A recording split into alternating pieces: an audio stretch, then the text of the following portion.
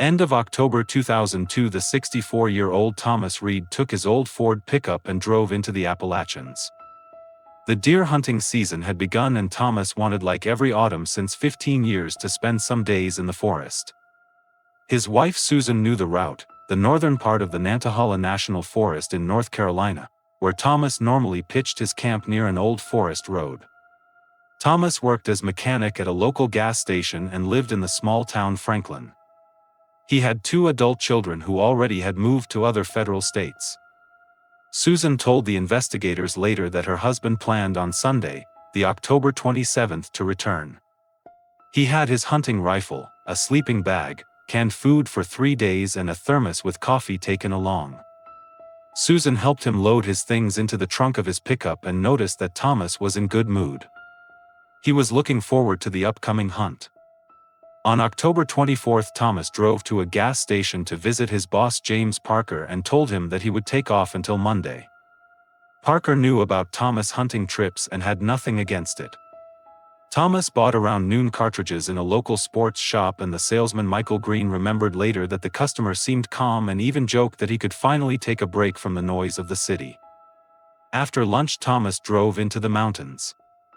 His route led over the Highway 28 and then over winding mountain roads to the forest office. Susan knew that her husband normally stopped at the same place, near a small clearing, where the forest road led into the thicket. There one could leave the car standing and on foot go to Thomas' favorite hunting areas. On Friday evening, Susan was not worried. Thomas often stayed overnight in the forest, especially when the weather was good. Also on Saturday she was not concerned. Her husband could be enthusiastic for the hunt and stay 1 day longer. But when Thomas on Sunday did not come home and also did not call, Susan became nervous. Thomas had no mobile phone. He considered them in the mountains, where there was anyway no reception, as useless. On Monday morning, the October 28th, Susan called the sheriff of Macon County. The officer on duty took the missing report and told her that a search team in the afternoon into the forest would set out. Susan gave a detailed description of her husband. 1.78 m tall, about 77 kilograms heavy, chestnut brown hair with gray strands, brown eyes. He wore an orange hunting jacket, jeans, and brown boots. The first search group found Thomas' pickup after some hours. The blue Ford from the year 1987 stood exactly there where one expected it, at the end of a forest road on a small clearing. The car was locked. The keys lay on the driver's seat. In the load area, all things of Thomas were found. A sleeping bag, a backpack with canned food, a thermos, and even a Remington hunting rifle with full magazine. The deputy sheriff Robert Clark, who led the search, noticed immediately that something was not right. An experienced hunter would never leave his rifle in the car when he goes into the forest.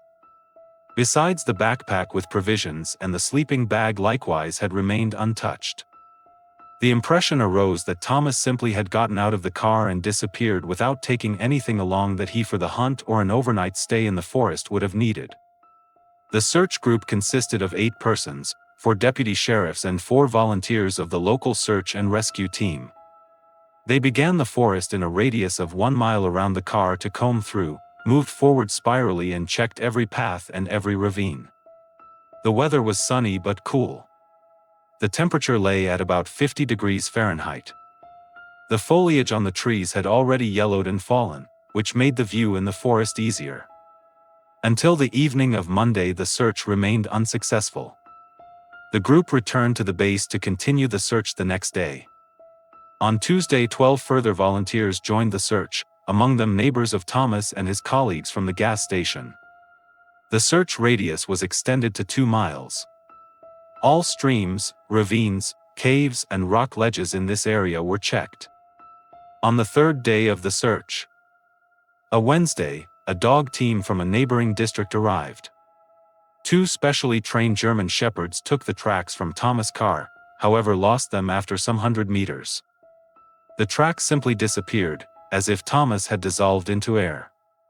The dog trainer David Miller explained that this could have various reasons. From the rain, that washes away the smell, up to the possibility that the man into another car had gotten. At the end of the first week were already more than 30 persons in the search involved.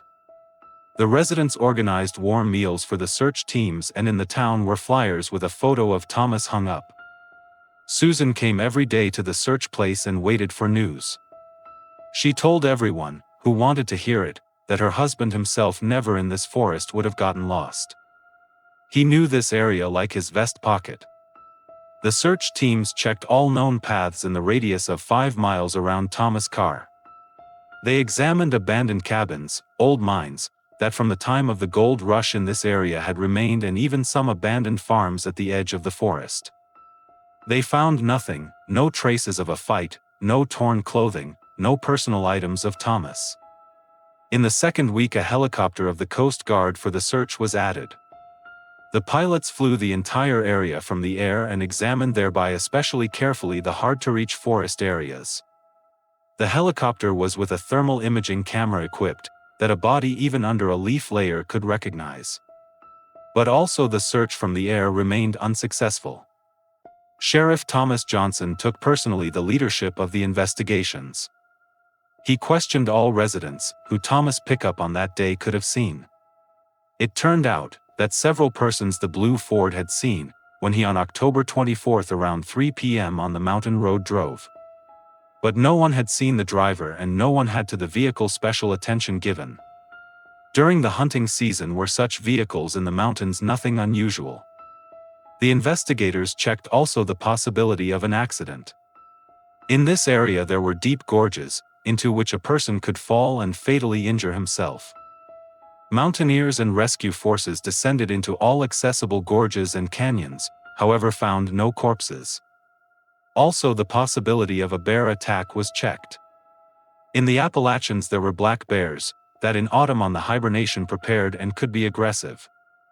However, no traces of a fight with an animal were found. After 3 weeks intensive search, the sheriff in mid-November the operation officially had to stop. At this time had already the first snow the land covered, which a further search practically senseless made. The case of the disappearance of Thomas Reed was to the unsolved cases counted, although it formally not was closed. Susan Reed could not with the disappearance of her husband come to terms. After the official stopping of the search, she drove further regularly into the forest, in the hope at least one clue to find. Every weekend she parked her car near the place at which Thomas' pickup had been found and hiked for hours on the paths around, whereby she every bush and every stone closely examined. Neighbors and friends tried her from these wanderings to dissuade, but Susan remained unyielding. The winter 2002 to 2003 was severe. The snow lay until mid-March in the mountains, which every search impossible made. But as soon as the snow melt and spring began, Susan again to the work set. She created a detailed map of all already searched places and examined methodically the areas that the search teams possibly had overlooked. Sheriff Johnson sent from time to time a patrol car into the forest to check whether there were new clues. The deputy sheriffs questioned tourists and hunters, who themselves in the area had stayed, but no one could something useful report. The case Thomas Reed gradually into oblivion got, although his photo still at the pin board in the building of the sheriff hung. In summer 2003 it came to a small forest fire. The fire destroyed about 100 acres forest. Mainly dry undergrowth and small scrub. After the fire extinguished was examined foresters the burned area and found some animal bones, but nothing that to a human could belong. Susan came personally to look at the ashes, but also she found nothing. In autumn 2003, exactly 1 year after Thomas' disappearance, turned a resident named Carl Whitman to the sheriff department. He reported that he during the hunt on a strange place in the forest had come across a piece land, on which the grass much greener and denser grew than in the surroundings. According to Whitman, comes such a thing normally there before, where organic substances into the ground get. The deputy sheriff Clark drove to the place and discovered indeed a suspicious area. They fetched shovels and began to dig. At a depth of 3 foot they came upon a large flat stone, that obviously artificially there laid had been. Under the stone was located a pit, that however empty was. Only a few bones of small animals and old tin cans. Apparently had someone this place many years ago as garbage dump used. Susan, who to the excavation place hurried was very disappointed. In the year 2004 was the interest in the case Thomas Reed finally extinguished. The new sheriff, who Johnson replaced had with more current crimes to do. In the area came it more frequently to thefts, and in the neighboring areas broke out a real drug epidemic. The resources of the authority were on the fight of these problems concentrated. Susan continued meanwhile her search, if also not anymore as regularly as before. She engaged a private detective from Asheville, who however after 1 month work no new clues find could. The detective suspected that Tom had possibly decided had a new life to begin and consciously disappeared was. But Susan rejected this version categorically. She knew her husband better than anyone else and was herself sure that he her never without explanation leave would. In the year 2005 moved Susan to her daughter to Georgia. She sold the house in Franklin and gave a part of the money for private detectives and search actions out. Before her departure visited she one last time the place at which her husband disappeared was. Thomas' old pickup was at this time already from the tow yard fetched and auctioned bin. The clearing, on which he stood was with high grass overgrown. In spring 2006 took the case an unexpected turn. In the forest was a human skull found. Foresters, who the riverbed from fallen trees cleared, came upon a few kilometers from the place of the disappearance of Thomas on the bone. The skull was to investigation sent and the results showed that it to a man of European descent in the age between 40 and 50 years belonged. Susan came immediately from Georgia, when she from the find learned. The investigation showed that the skull 3 to 5 years in the earth lane had, what with the time point of Thomas' disappearance agreed. An exact identification of the remains was however not possible, since the skull strongly damaged and the teeth partially destroyed were. DNA analyses were at that time expensive and not always exact, especially when it concerned strongly decomposed remains. The search was again resumed. This time however concentrated one on the area in which the skull found had been. An area with a radius of half a mile was with metal detectors searched, in the hope personal items of Thomas to find, his wedding ring, his watch or at least metal parts of his clothing. But also this search remained unsuccessful. After 2 weeks was the operation stopped. In the meantime there was a leadership change in the sheriff office. The new sheriff David Harris decided all unsolved cases of the last 10 years to check.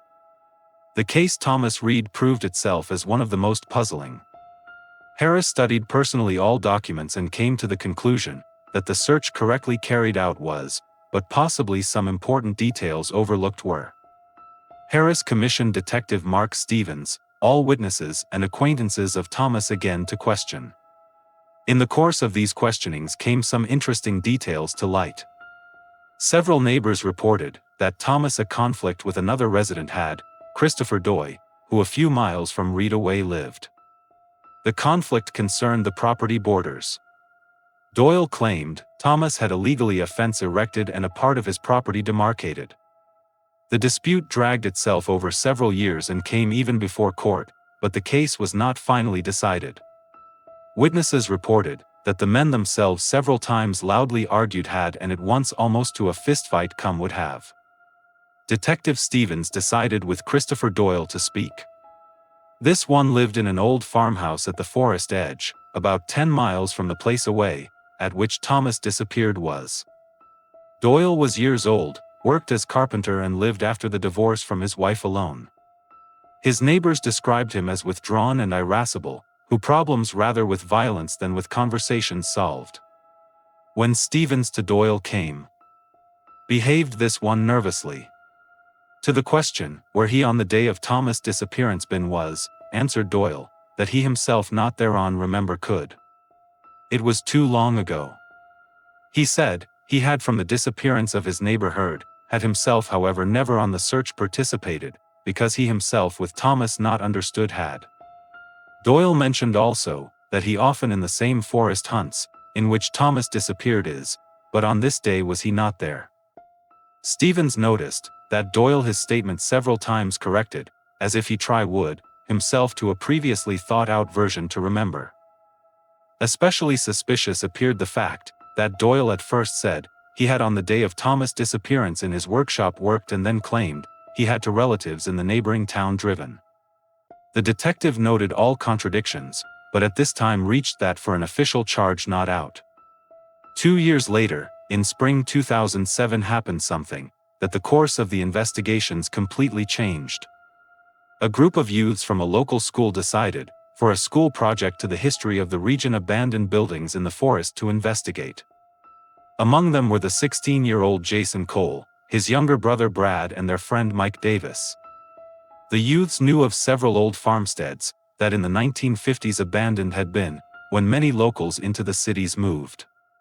One of these farms was located about 1 mile from the place away, at which skull found was, and 3 miles from the clearing on which Thomas' pickup discovered was. The youths wanted the ruins of the buildings photograph and information about the former owners collect. The farm belonged the family McLellan, who tobacco cultivated and a small herd cows kept. After the death of the old McLellan in year 1954 sold his children the land to the Forestry Administration, and the buildings remained abandoned back until to the year 2007, where from the farm only still the stone foundation of the main house, a half-decayed shed, and an old well left. The well was located away from the main buildings in a small grove. He was with stones lined and about 20 foot deep. Earlier was the well with a wood cover closed, but at the time of the visit of the youths was this one rotten and into the well fallen. In his place had someone a heavy concrete slab laid, that the opening completely closed. Jason Cole noticed as first that the slab in comparison to the old moss-covered stones of the well relatively new looked. The boys tried the slab to move, in order inside see to can, but she was too heavy. Then fetched they an old iron pipe from the ruins of the shed and used it as lever.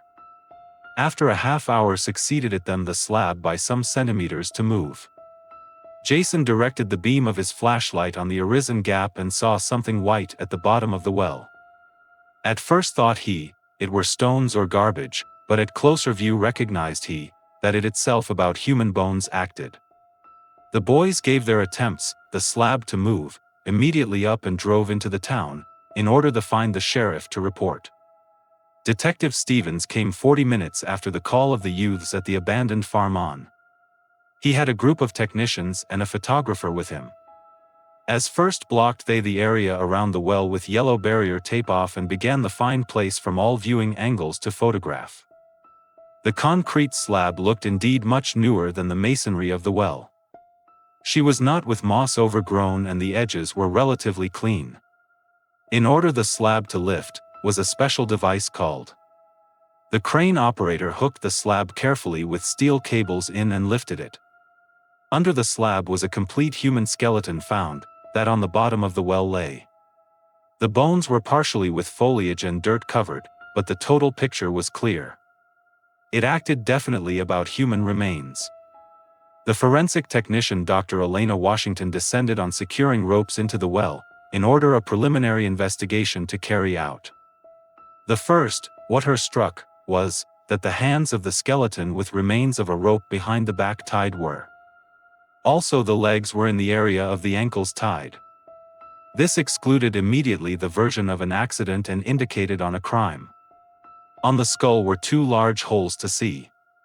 One in the temple area, the other in the back of the head. Dr. Washington suspected that it itself about traces of blows with a blunt object acted. In the chest area discovered she several cuts on the ribs, that traces of knife stabs could be. The exact cause of death could only after a detailed investigation in the laboratory determine be. Beside the skeleton lay clothing scraps, pieces of jeans fabric and remains of leather shoes. The metal parts of the clothing, buttons, zipper, belt buckle were strongly corroded, but nevertheless recognizable. In the pants pocket was a leather wallet found, that despite moisture damages still investigated could be. When the remains to the surface brought were, turned out, that skeleton to a man of medium size and stature belonged. A preliminary age estimate yielded an age between 40 and 50 years. All these parameters matched with the description of Thomas Reed. A final identification was, however, only with help of a DNA analysis or dental records possible. Detective Stevens contacted immediately Susan Reed in Georgia and informed her about the find. The woman came the next day to Franklin. She brought the medical records of her husband with, among them, X-ray images of the teeth that before some years made were. Furthermore, provided she DNA samples, hairs of Thomas from his comb, that she all the years untouched kept had. The investigation of the wallet delivered first concrete results. Despite the damages succeeded at the number of the driver's license to reconstruct. It belonged indeed Thomas Reed. In the wallet were also remains of several banknotes and a credit card with the name Thomas found. This gave almost 100% certainty that the found remains the missing hunter belonged. A dental investigation confirmed the assumptions. Dr. James Kilpatrick compared the teeth of the skeleton with the X-ray images of Thomas and established a complete match. Especially meaningful was an old filling at the upper left molar. Exactly the same was on the image from the year 2001 to see. A DNA analysis that in a state laboratory carried out confirmed finally the identity of the deceased. Now handled it itself at the investigations not more about a missing report, but about a murder case. Sheriff Harris took over personally the direction of the investigations and appointed Detective Stevens to the case leader. As first returned they to the investigation of the circumstances of Thomas' disappearance back and began a list of suspects to create. The forensic investigation yielded that Thomas at several stab wounds in the chest and abdominal area died was. Altogether were 7 wounds established, of which 3 vital organs injured had. The blows on the head were with a blunt object, possibly a hammer or a heavy stone, executed. The expert suspected that the victim at first beaten and then with a knife killed was. The rope, with which Thomas' hands and feet tied were, turned out as ordinary household cord, as it in every hardware store sold is. There were no special marks or manufacturer brands on it. The knots were simply tied, without special skills, what the version of a professional killer excluded. The crime scene was obviously not in the well. There was too little blood for such number of knife stabs. Thomas was elsewhere killed, then was his corpse to the well brought and there thrown in. The concrete slab was thereafter laid on, in order the crime to cover up. This indicated that the murderer the area knew and in advance planned how he the corpse dispose would. Detective Stevens established a chronology of the events.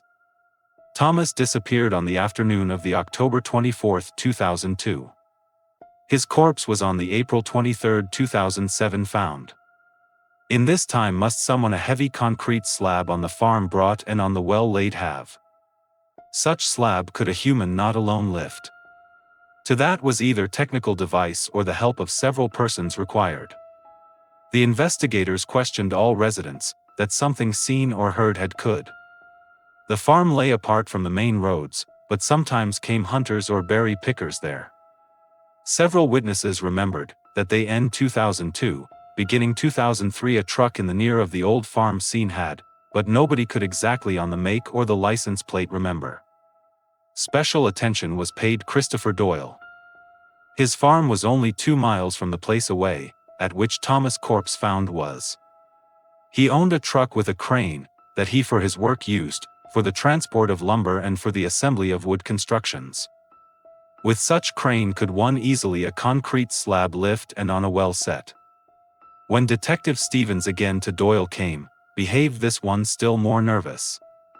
On the question, whether he ever on the old farm of McLallen been was, denied Doyle at first, corrected himself then but and said, that he possibly once passed it driven had. He claimed nothing about the concrete slab to know and the well never seen to have. Stevens asked for the permission Doyle's house and workshop to search. This agreed in, was however visibly nervous. In the workshop discovered the detective several concrete slabs, that exactly the same size and shape had as the one, that the well closed had. Doyle explained, that he them as base for wood constructions used, could however not exactly say how many slabs he originally had.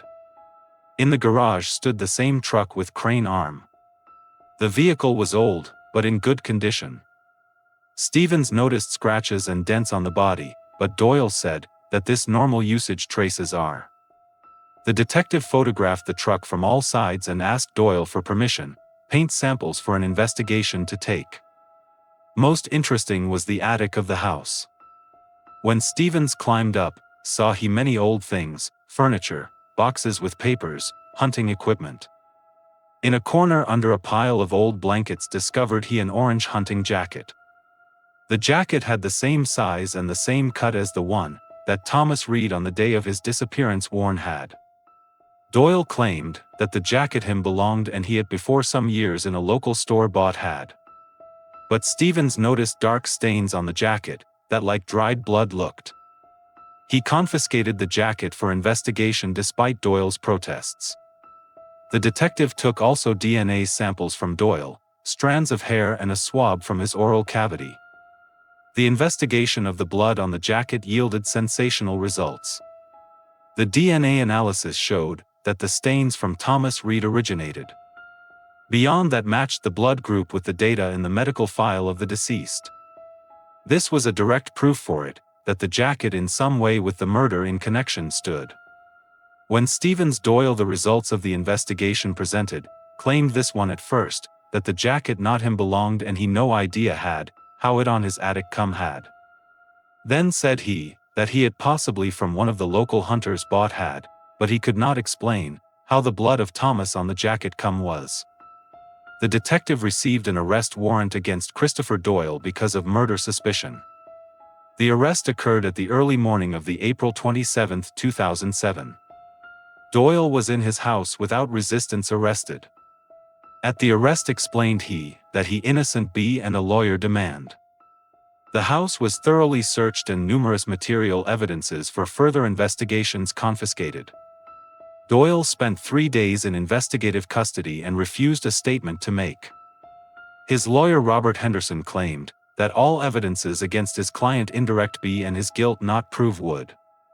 The jacket could in various ways to Doyle come have in his presence on the old farm be through nothing proven. The breakthrough in the case succeeded when the investigators decided Doyle's workshop once again thoroughly to investigate. With help of luminol, a chemical that at contact with blood glows, discovered the experts on the floor of the workshop a large stain that carefully cleaned had been. But in the cracks between the planks where blood traces remained. The analysis of these blood traces yielded again a match with the DNA of Thomas Reed. That meant that the murder actually in Doyle's workshop committed was. Beyond that was in the workshop a knife with a handle from deer horn found. On the blade were microscopically small blood traces and bone particles discovered, that with the injuries on the skeleton of Thomas matched. In view of the irrefutable evidences explained Christopher Doyle himself ready, a statement to make.